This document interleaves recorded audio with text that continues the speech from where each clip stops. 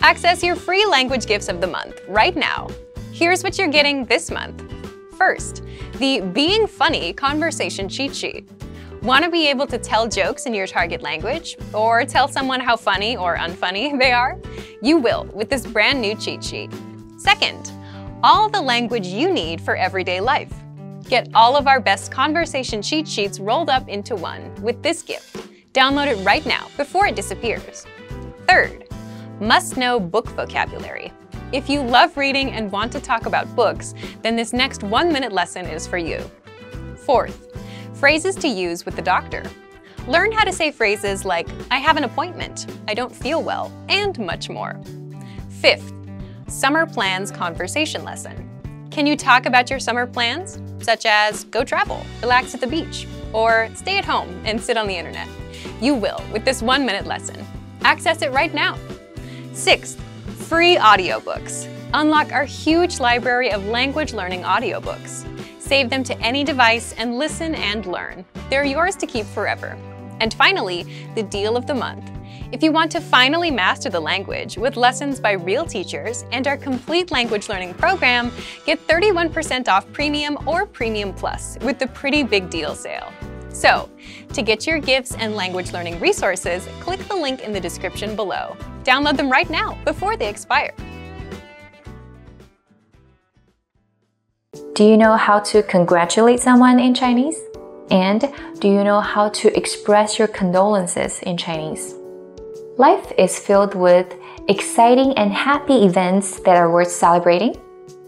In the meantime, we have to witness and experience the heartbreaking moments of losing loved ones in our lives. In this lesson, you will learn the Chinese phrases for congratulations and my condolences. There are 2 common ways to say congratulations in Chinese. The first one is 恭喜. 恭 means respectful. 恭 and 喜 means joy. 喜. Together, 恭喜 literally means to respect the joy. But this is the fixed expression that is equivalent to congratulations. 恭喜. We say 恭喜 on events like weddings, engagements, pregnancies, or birth of a baby. These are considered the most happy events in one's life. In everyday conversations, 恭喜 is often said twice. 恭喜恭喜. For example, suppose your friend sends you a text telling you she's going to have a baby. You can text back to her and say, 太好了，恭喜恭喜. It's so great. Congratulations. You arrive at a wedding reception. The bride and groom are greeting guests by the hotel door. That is a perfect time for you to use the congratulating phrases. You can say, 恭喜你们，百年好合, which literally means 100, 百, years, 年, good, 好, union, 和. This is the equivalent to something like happily married for years to come, 百年好合, and together it's 恭喜你们，百年好合. The other common way to say congratulations is 祝贺. 祝 means to wish, and 贺 means to celebrate. Together, 祝贺 literally means to send wishes and to celebrate. But it is often translated also as congratulations. 祝贺. Examples. Your colleague got promoted to a management position. In that case, you could say 祝贺你. Congratulations to you. 祝贺你. Your cousin got admitted to a college. During a family dinner, you give her a toast and say to her, 祝贺你成为大学生. Congratulations on becoming a college student. 成为 means to become. 成为 and 大学生 means college student. 大学生. 祝贺你 Congratulations to you, 成为大学生 on becoming a college student. 祝贺你成为大学生。Here are the subtle differences between 恭喜 and 祝贺. Number 1, 祝贺 is more likely to be used on milestones and achievements in life that are the result of hard work, such as getting a new job, getting promoted, getting a new house, or opening up a business, etc. While 恭喜 is mostly used on happy life events like we mentioned earlier, weddings, engagements, having a baby. And number 2, 祝贺 sounds more formal than 恭喜 in everyday conversations. When it comes to the etiquette phrases to use to comfort the family during a funeral, this is the one you should know. 节哀顺变. It literally means to restrain the sadness and accept the change in life. 节哀顺变. It could be shortened to 节哀. 节哀. Other than this fixed expression, there's something else you can say to show your sympathy and concern to the family, such as please take good care of yourself. 请多保重. 请 means please, and 多 literally means a lot, but it is often used to kindly urge someone, please do something. And 保重 means to take care. Together, 请多保重. Please take good care. 请多保重. A cultural note. You will see a lot of white color being used at Chinese funerals, and people attending the funeral are expected to wear black or plain dark colors. Whereas in the happy events and celebrations such as weddings, there's always the color red. In this lesson, we've learned 3 etiquette phrases: 恭喜, 祝贺, 节哀顺变 for major life events. Let's see which of the 3 phrases you would choose to use in the following scenario. You were on vacation for 2 weeks. When you return to the office, one of your colleagues shares the news that she is getting engaged. Which phrase would you choose to say to her? 恭喜, 恭喜. And another colleague shares the news that he finally got his MBA diploma. What would you say to him? 祝贺, 祝贺. While one more colleague shares the sad news that her grandmother died 3 days ago. To express your condolences, you would say 节哀顺变, 节哀顺变. Do you know any body gestures that are unique to the Chinese culture? Body language can make communicating way more efficient and fun. In this lesson, you will learn some interesting and typical Chinese body gestures. The first body gesture we're going to talk about is... In Chinese, this is called 鞠躬, to bow. 鞠躬. Some people may have the false impression that Chinese people bow on a daily basis. Well, the truth is that nowadays, bowing only happens on very few occasions, such as 1. In high-end stores, restaurants, and hotels, where you may have greeters by the door to greet and bow to the customers. In this case, they often say, with their bow, this greeting, 欢迎光临, which means welcome to our store. 欢迎光临, 欢迎光临. And 2, performers may bow at the end of their show to thank the audience. And 3, it is courtesy to bow at funerals and when visiting the deceased ones at the cemeteries. So what body gesture do Chinese people use to greet? Well, the Chinese greeting gestures are pretty much the same as the rest of the world. When people meet for the first time, a handshake is very common and expected, especially on business and formal occasions. A handshake in Chinese is called 握手. 握手. 握 is to hold and grip. 手 is hand, so 握手 to grip hands. 握手. Sometimes 握手 goes with a slight bow, which is just to lower your upper body just a little bit, like this.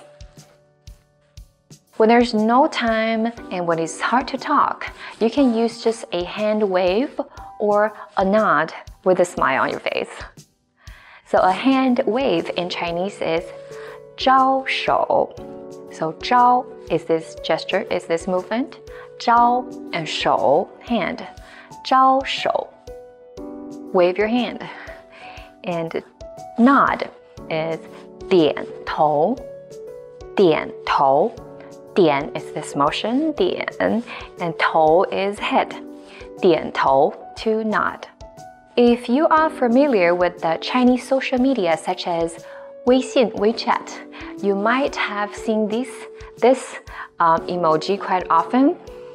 People in China like to use this body gesture to represent pray or to express gratitude.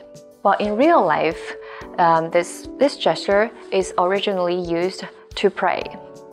In Buddhism, which is the dominant religion in China, people put their two palms together and close their eyes when praying. This gesture is described as 双手合十. 双 means double, and 手 hand. 合 to put together. 十 is 10, so 5 makes 10. 双手合十. 双手合十. This gesture is also used quite often in everyday life as a way to say thank you or please. When you're asking someone for a big favor, you can say 谢谢谢谢谢谢. Thank you, thank you. 谢谢谢谢. Girls like to say please, please, pretty please with this gesture. 拜托拜托. 拜托拜托. But the next body gesture is used a lot during Chinese New Year. This gesture in Chinese is called 作揖. 作揖. It is used to congratulate. For example, on Chinese New Year, you may say this with 新年好, which means Happy New Year. 新 is new, 年 is year, and 好 is good. So 新年好, New Year good, or Happy New Year, wish you a good New Year. 新年好. It is often used at weddings. You can congratulate the bride and groom and their parents by saying this. 恭喜恭喜, meaning congratulations. 恭喜恭喜. Okay, the next body gesture takes two people to complete. Well, imagine this is my hand. I mean, of course, this is my hand. Imagine this is your hand. When we put our two pinky fingers together, we make a promise. So this pinky promise gesture is called 拉钩. 拉钩. La means to pull, and 钩 is hook. So 拉钩 is to pull the hooks. And there is a rhyme that goes with this 拉钩 gesture that goes 拉钩上吊100年不许变, which means we're making the pinky promise, it's a deal, and no changes are allowed within 100 years. 拉钩上吊100年不许变. One note, this gesture is often used by children, by kids. So do not try to make an agreement with your business partners by asking him or her to make a pinky promise with you. Alright, now here comes a question. What is the default photo-taking gesture in China? Well, the answer is yeah. Well, this is so popular that not girls use it, but also boys, even my grandma use it when taking a picture. This gesture has an interesting name. It's called 剪刀手. 剪刀 means scissors, and 手, you know, it's hand. So 剪刀手, scissors hand. It is also called 比耶. 比 means to make a sign with your hand. And 耶 is yay in Chinese. Notice it's 耶, not yay. So 比耶 is to make the yay sign. 比耶. So next time when you take a picture with your Chinese friends, don't forget to hold up your 剪刀手, scissors hand, and say, yeah. Now, have you noticed how Chinese people talk about numbers with their hands? If not, watch closely. 1、2、3、4、5、6、7、8、9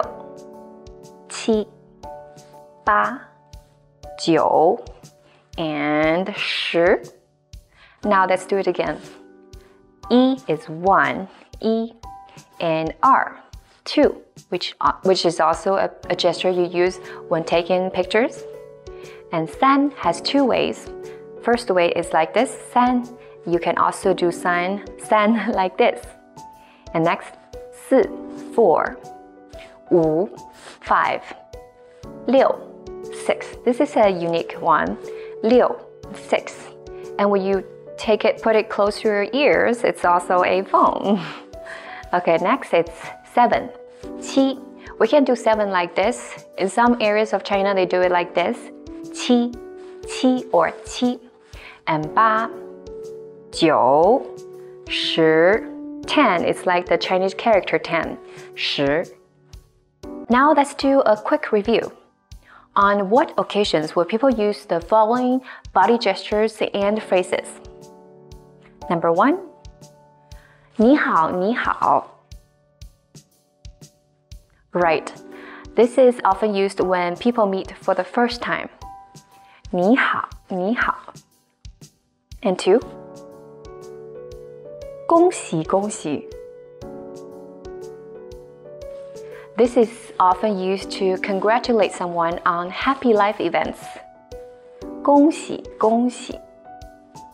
Okay, number 3, 拜托,拜托. This gesture is often used to ask someone for a big favor. It is often used by girls. 拜托,拜托. Okay, next one. 拉钩上吊100年不许变.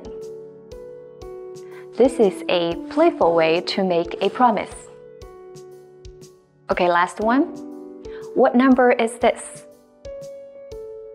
Right, this is the hand gesture for the number 6 in Chinese. 6. Good job! Hey everyone, welcome to the Monthly Review, the monthly show on language learning,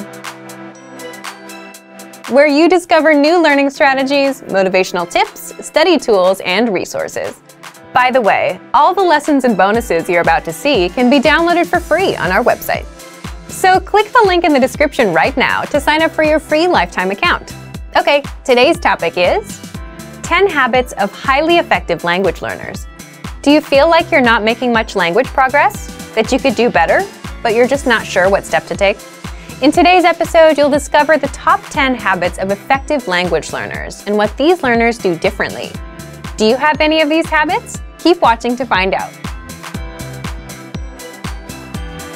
But first, listen up. Here are this month's new lessons and resources. First, the Being Funny Conversation Cheat Sheet. Want to be able to tell jokes in your target language, or tell someone how funny or unfunny they are?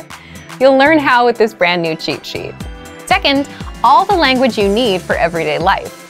Get all of our best conversation cheat sheets rolled up into one. This bundle will get you speaking more. Download it right now before it disappears. Third, must-know book vocabulary. If you love reading and want to talk about books, check out this 1-minute lesson. It'll teach you all of the must-know vocabulary. Fourth, phrases to use with the doctor. Learn how to say phrases like, I have an appointment, I don't feel well, and much more. Fifth, summer plans conversation lesson. Can you talk about your summer plans? Like take a trip and relax at the beach, or stay at home and sit on the internet? You'll be able to with this 1-minute lesson. 10 habits of highly effective language learners. If you walk away from this lesson and remember only one habit, let it be this one. Habit number 1, setting small, measurable goals with a deadline. For example, do 30 of our language lessons by the end of this month. 30 is small. You're not learning the whole language here. It's measurable. Either you did 28 or you hit 30. And you know when to reach it by, which gives you motivation. Let's expand on this point even further. You should also set goals for every study session. For example, if your goal is to do 30 lessons in a month, and if a month has 30 days, you know you need to do 1 lesson a day. Our lessons can be anywhere from 3 to 15 minutes long. That gives you your goal for the day. For your study session, do 1 lesson and spend up to 15 minutes on it. That way, you're not confused about what to do or how long to study for. You know what you can expect to accomplish. Another powerful lesson here is that goals take away anxiety. Here's why. Imagine you set a big, vague goal, like I want to be fluent someday. You don't have a plan, but you buy a textbook. You read the first chapter, and then you start worrying about whether you're really learning. You don't know how far you should go, and you have no real plan or specific goal. Then you start worrying about if you'll ever be fluent, so you lose motivation and quit. But if you set a small goal, you know you need to do just 1 lesson a day, 15 minutes, that's it. Habit number 2, creating routines. This ties back to the first habit. If you set a goal like do 30 lessons in 1 month, you know that you need to do 1 lesson a day. This is how you create your routine. You should decide when and where to study as well. Even if you're putting in just 5 minutes a day, you have to know when and where you'll do it. Why? So you can make time, make a mental note that this time is language time, and say no to other things that come up. Just like you know when it's time to brush your teeth, you should know when it's time to do a little language learning. Creating and sticking with a routine is a great habit to have because the routine is what turns your goals into reality. Habit number 3, don't cram. Most of us crammed back in school. We'd wait till the last day, then study for 5 hours. Even if you pass the test, you still forget it all. But with language, you want to remember it so you can use it. Luckily, our lessons are short and sweet, so you're not spending hours on your studies. The point is that 5 minutes a day every day is better than doing 5-hour cram sessions and burning yourself out. Habit number 4, prepare lines and conversations ahead of time. What do we mean by prepare? Imagine you want to open a bank account in your target language. You can show up at the front desk and grunt and point and try to communicate with body language. Or you can prepare. You look up words like bank account, open, and all the relevant phrases. Or even easier, you can find a lesson on our site. If you want to prepare for daily conversations, then check out our top 25 questions you must know for conversations lessons. These teach you how to ask and answer basic questions like how are you, how was your weekend, and much more. In fact, most of our lessons are based around practical daily dialogues. We give you the exact lines to say, whether for conversations with friends, for shopping, or for opening a bank account. So, preparing is a must. It gives you a foundation of words and phrases you can use. It places you miles ahead of other learners. Number 5, get into the habit of producing output. Input is taking language in, listening and reading. Output is putting language out, so speaking and writing. The big point here is that it's very easy to sit back and listen and read. You can listen to lessons all day long, but listening helps with listening. It won't get you speaking the language. Here are some of the easiest ways to produce output. For speaking, repeat what you hear out loud. For writing, copy out the lesson vocabulary and dialogue by hand. Again, you need to practice. Habit number 6, come back and review. A lot of times, what we learn goes in one ear and out the other, which means we don't really learn. This is where reviewing comes in. When you're done with a lesson, come back a few days later and do another round. You'll likely come across words and phrases you've forgotten. Or even easier, download the dialogue track or the lesson notes and review those at a later date. Number 7, look for solutions. An important difference between experienced learners and new learners is in how they react when they don't understand something. Inexperienced learners rely completely on their study tools and tend to blame the tools for their lack of progress.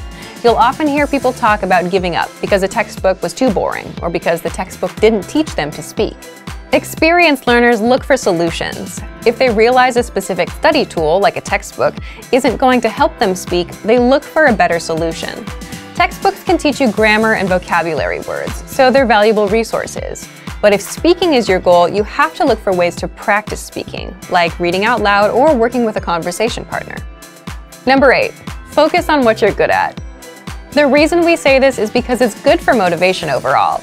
If you're generally better at speaking than writing, you're more likely to enjoy it, which means you're more likely to continue with it. That means it's a successful routine, and routines are what turn your goals into reality. Number 9, don't procrastinate. This is easier said than done, but it's important. A lot of us procrastinate as a result of overthinking.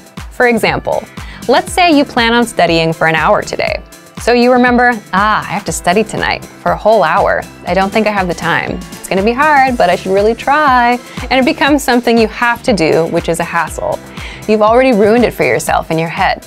But if you have a small and measurable goal and an easy routine, just 5 minutes a day, for example, that's not much work to do. 5 minutes and you're done. If you want to beat procrastination, make sure to make your goals and routines easy and realistic. Number 10, remember that learning a language is a marathon and not a sprint. It's a long-term game. Remembering this is a good habit to have. If you're having a bad day or if you missed a goal, that doesn't mean it's all over. It's just a minor stumble in the grand scheme. So, let's recap. Number 1, get into the habit of setting small, measurable goals. Number 2, create a routine. Number 3, don't cram. Number 4, prepare lines and conversations ahead of time. Number 5, get into the habit of producing output. Number 6, come back and review. Number 7, look for solutions. Number 8, focus on what you're good at. Number 9, don't procrastinate. Number 10, remember that learning a language is a marathon and not a sprint. So thank you for watching this episode of Monthly Review. Most people who learn a foreign language learn it so that they can one day have real-life conversations with native speakers. When you start out learning and crack open your first textbook or listen to your first podcast, having a real conversation can feel like a fantasy. When everything about a language feels new, it can be overwhelming. But this couldn't be further from the truth. While it does take a significant amount of time and effort to become fluent, having a conversation might not be as far off as you think. In this video, we'll look at 3 ways you can boost your conversational skills and start talking to native speakers. Number 1, find native speakers and practice with them. It's unlikely you live near a big group of native speakers to practice with. If you happen to be in a major or international city, your chances may be better. Check and see if your city has a general language exchange. Chances are there could be a native speaker there who is also trying to learn another language. Practicing in person with a native speaker is probably the most interesting option for honing your speaking skills. But if you can't find anyone where you live, the next best option is to look online. Luckily for language learners, the past 10 years or so have seen an explosion in online language exchange sites. On these websites, you can search for someone who is a native speaker of your target language and is also learning your native language. The idea behind a language exchange is that you communicate with them via video or text chat, and half of the time, they help you practice your target language. And for the other half, you help them practice theirs. Practicing via an online language exchange is a highly effective way to practice your conversational skills. Number 2, work on pronunciation. Pronunciation is often an overlooked skill when it comes to learning a foreign language. Most people think of a good foreign accent as a luxury rather than a necessity. But what most people don't talk about is how having a good accent boosts your listening and comprehension skills. If you can hear a sound from a foreign language and know how to make it yourself, then you're more likely to understand native speakers when they talk at normal speed, and you're also more likely to remember any new words or phrases you come across. Having a good accent means that the language no longer sounds foreign. Instead, it sounds familiar, maybe even natural. So how do you go about perfecting your accent? The best way is to break down the language into its individual sounds. Make note of any sounds that are the same or similar to your native language and of those that are different. Of the sounds that are different, spend your time practicing the ones that you find the hardest to say correctly. After you're comfortable with the individual sounds, you can start linking together words and phrases. This is where accent practice starts to get really fun and interesting. Get your hands on some native speaker audio from a TV show, song, or podcast. Play the audio back and listen closely a few times. Take note of how words blend together in speech. Then, do your best to imitate what you hear, trying to match the speaker's emphasis and intonation. Our language learning program's playback feature is perfect for this. Record yourself and compare it to the original recording. Rinse and repeat until you're comfortable with the audio selection, and then move on to something more difficult. This is how you can break through the accent barrier and really start to make the language your own. Number 3. Learn phrases, not just individual words. Learning grammar and individual words is great, but it's not the only approach you should take if you want to speak fluently. In addition to your regular grammar and vocabulary, try learning whole phrases, even if you aren't totally sure how they work grammatically. Learn phrases that are specific to your needs. It's a good idea to learn phrases that are grouped around a certain setting or subject, such as simple greetings or introductions, questions for getting to know someone, or traveling comfortably. You can even learn filler phrases, which you can use so that you have something to say when, well, you don't know what to say. Learning phrases like this will help you become conversational faster. You may not understand what you're saying literally, but as long as you know the general meaning behind the phrase and know when to use it, you'll be able to talk like a native. Eventually, your knowledge of grammar and vocabulary should catch up with the phrases you know. Learning a new language should feel like an adventure.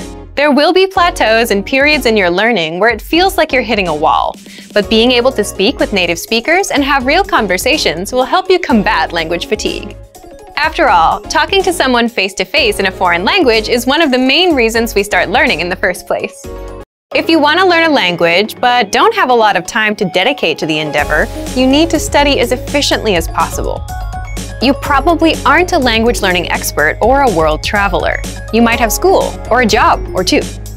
So in this video, we'll give you 3 ways to help you learn language more efficiently so that you get the most out of your time and effort. Number 1. Use your time when you have it. The most valuable resource you have as a language learner is time. While you may not have to spend money to learn a language, you will have to spend time. Hours and minutes are a currency that you trade on a weekly basis to grow in your language learning. Language learning is probably a priority for you. It might not be the number 1 priority, like keeping your job or taking care of your family, but it does have to be important enough for you to invest significant amounts of time into your learning. There's just no way around it. That being said, use your time wisely. Because of previous commitments, you can quickly fall into the trap of putting your language learning off, thinking, oh, I'll do it next week, or Saturday, I'll do it Saturday. Needless to say, a few weeks can go by and you haven't really learned or practiced anything. If you find that happening, then take some time and reevaluate your approach. It's probably a long shot for you to be able to spend hours every day learning a new foreign language, but you can use your time to spend an hour or even just 10 minutes a day, every day, studying or practicing. If you're on a busy schedule, an hour a day can sound like reaching for the stars, so start slowly with just a 5-minute lesson. Over time, as you learn more and it becomes more routine, you'll want to spend more time studying. And your studying doesn't even need to be all at once.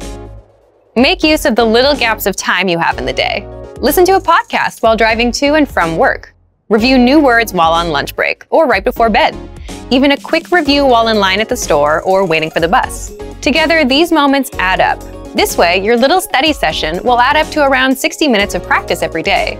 You'll quickly be able to see significant improvement in your language abilities. Number 2, don't method jump. When you're new to language learning, there's a temptation to try out the newest course, app, or method.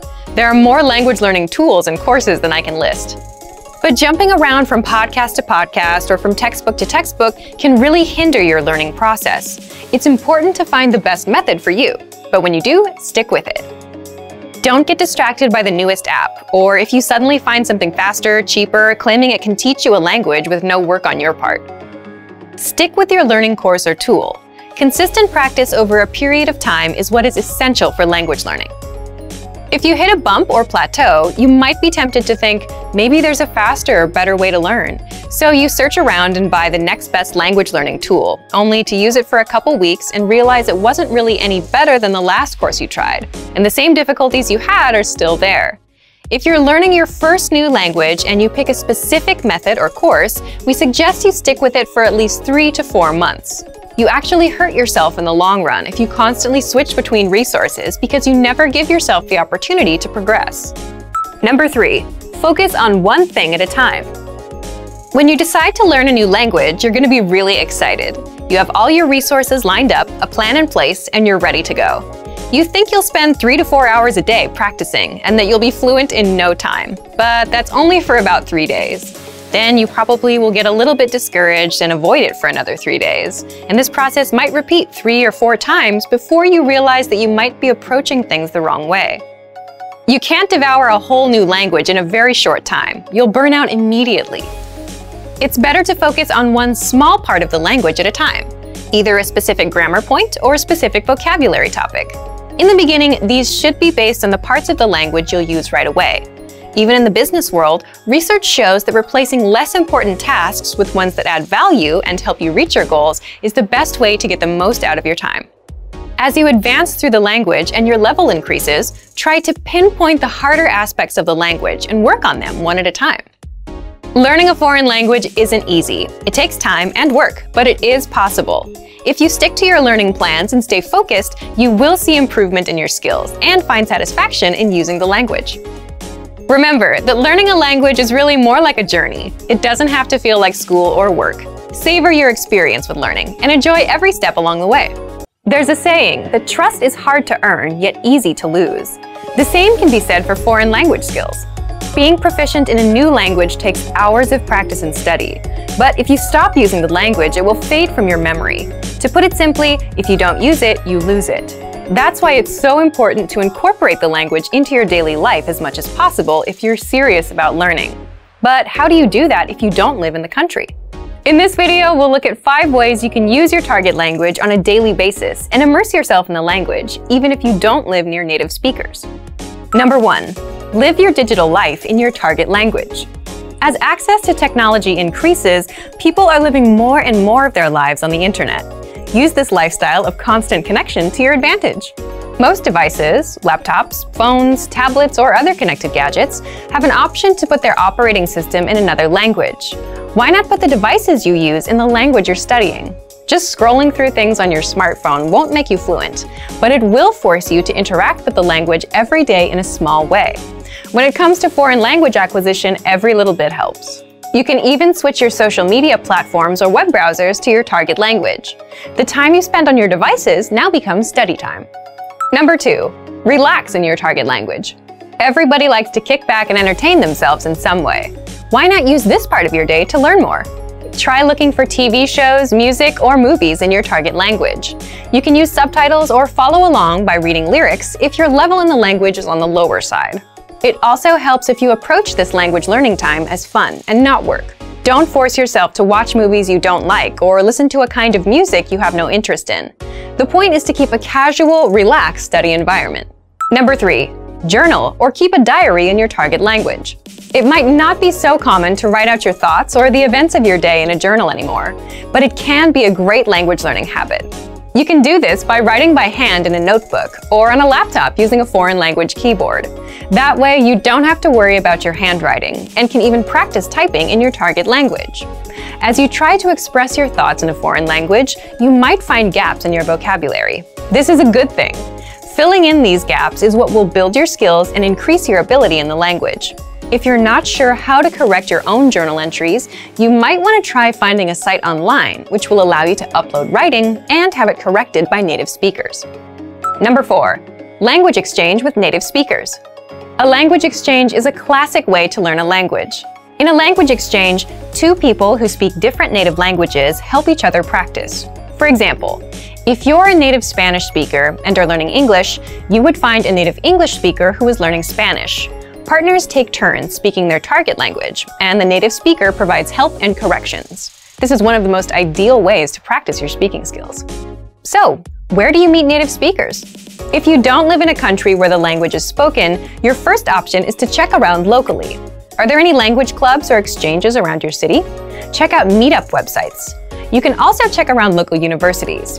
If there's a language club that meets nearby, you may be able to find some native speakers. If you can't find a partner or a group to meet with in person, check online. There are a good number of foreign language exchanges, most of which are completely free to use. Number 5. Work with someone else learning the language. Another great way to sharpen your language skills is to work with another person who is also learning the language. If your level is higher than theirs, you'll learn a lot by trying to teach them or help them understand difficult concepts. If your level is lower, you'll be able to draw from their advice and experience. If nothing else, you have a new language partner to practice with.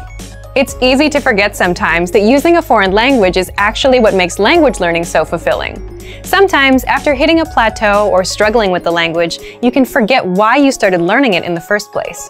So whether you're learning in a class or you're teaching yourself the language, daily immersion will help you enjoy the language and keep your skills sharp. Great work!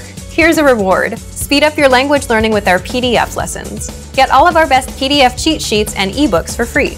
Just click the link in the description.